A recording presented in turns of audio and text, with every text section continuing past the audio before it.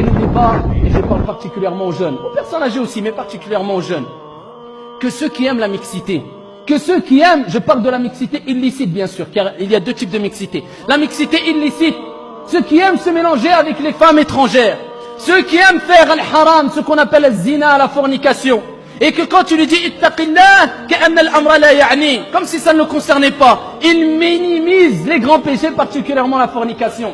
Ceux qui aiment s'enfler d'orgueil, nous leur disons ahibbati fillah, écoute le hadith du prophète alayhi afdalus salatu wa askat taslim kama fi sahih.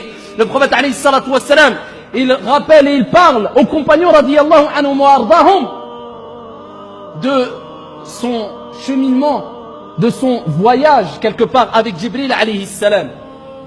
Et quand il a vu plusieurs personnes qui étaient châtiées, qui recevaient des châtiments, et Jibril alayhi salam lui expliquait, ceux-là ce sont ceux qui ont fait kada wa kada, ceci et cela.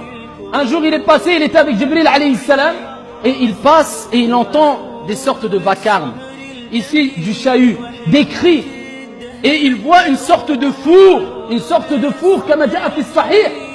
Et ici, il y avait des femmes et des hommes, an'am. Il voulait la mixité illicite, et ben elle est là. Des femmes et des hommes qui étaient en train de crier, en train d'hurler et se faire toucher par des flammes dans des sortes de fours. Imagine-toi une pièce fermée, 30 degrés, 40 degrés. Non, c'est un four dans l'enfer, dont l'enfer c'est plein de elle-même. Ishtakatin nar ila rabbiha, ya rab akali ba'di ba'da. Que dire de ce four-là?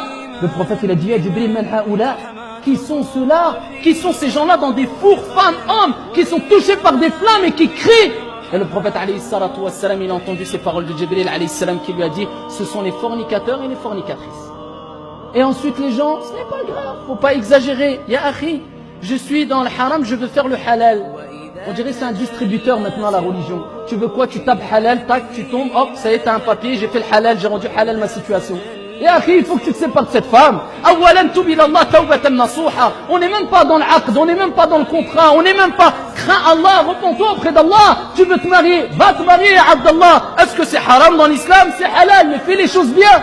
Tu veux te marier à 18 ans, fais-le. Tu veux te marier, ceci est illicite, mais délaisse le haram. Oui, d'accord, mais bref, comment on fait le halal? Les gens ne craignent pas Allah. Les gens, ce n'est pas, et nous, et moi le premier, c'est pas on vit pas avec les versets, les hadiths. Les gens, on les connaît pas, ou on les connaît à peine. Comment voulez-vous qu'on vive vraiment avec les hadiths? Combien de sahaba, combien de salaf, ils pleuraient quand ils entendaient وَلَا يَزْنُونَ وَمَنْ يَفْعَلْ ذَلِكَ يَلْقَى أَثَامًا يُضَاعَفْ لَهُ الْعَذَابُ يَوْمَ الْقِيَامَةِ وَيَخْلُدْ فِيهِ مُهَانًا إِلَّا مَنْ تَابَ. Et il ne fornique pas. Et celui qui fait et qui tombe dans la fornication.